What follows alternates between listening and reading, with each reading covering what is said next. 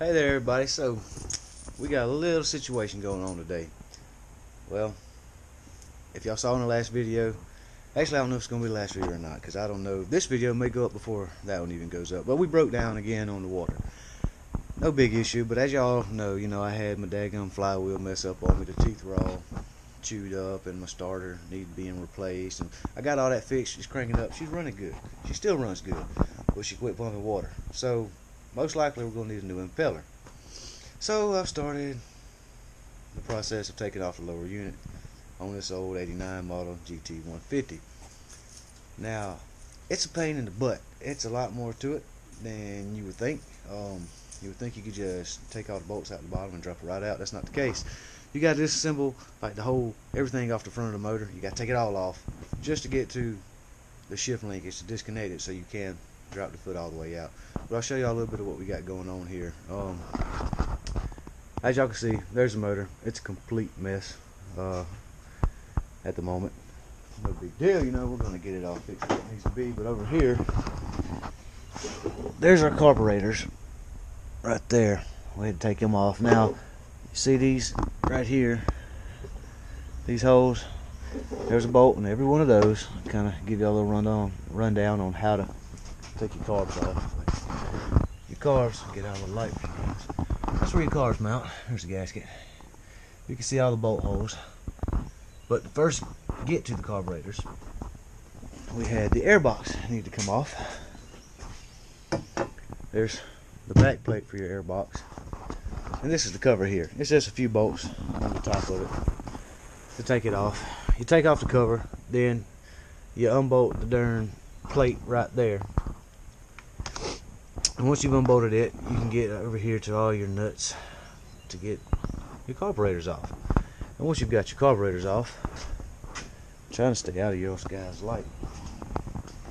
Once you get the carburetors off, you have to loose anyways, you have to unhook the fuel line that goes to each one, which is this contraption. This is our fuel pump here. Our fuel pump right here, it's got to come off too. I know y'all don't have the best light in this shop, but the fuel pump's got to come off too. Also, we can get, if I can get somewhere with better light, turn the engine.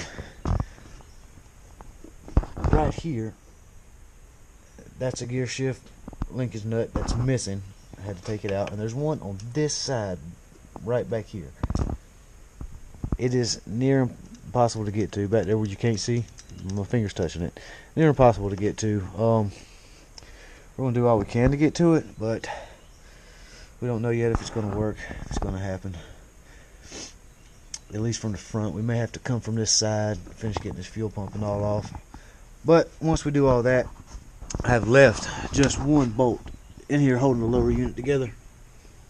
That way, once I get all that up here loose, we can come back and take this out and slowly drop it down, and it should just drop right out where we can replace our water pump. Hopefully that is the problem after doing all this. I sure hope so. If not, I'm going to go ahead and change it anyways, because it's a 30-year-old engine. I'm sure it's been changed a time or two in the past. If not, then that's really sad. But yeah, we're going to go ahead and change it when we get it out, whether it needs it or not.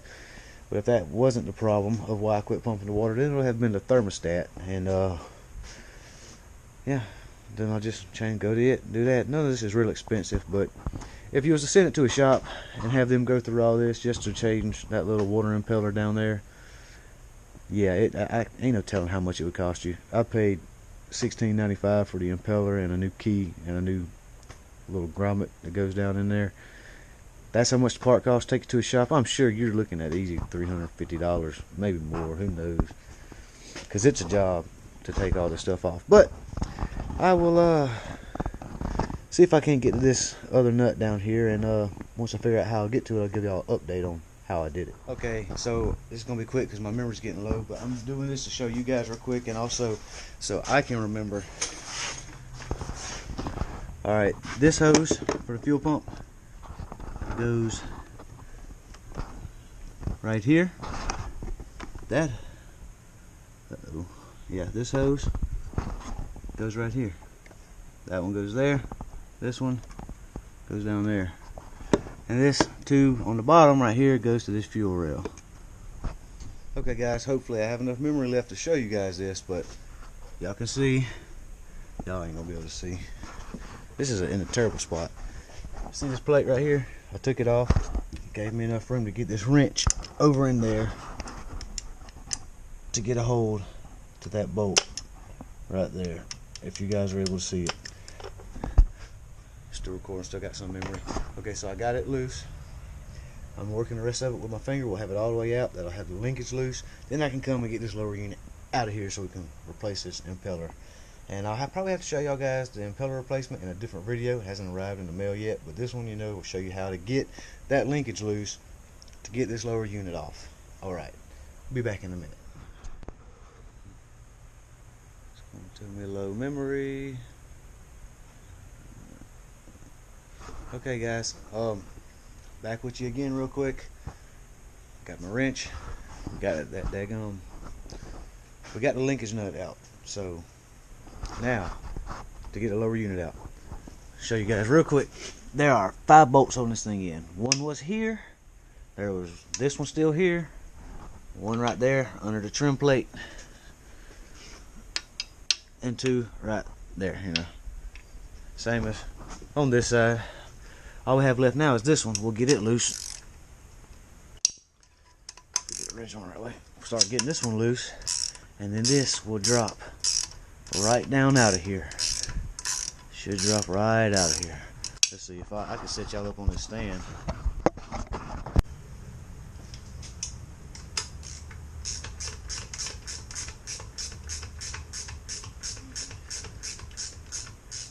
Maybe y'all are getting this. As long as we don't run out of memory, we'll be okay. A lot of fishing videos on that camera I have not been able to edit yet. Oh yeah, she's finna come now.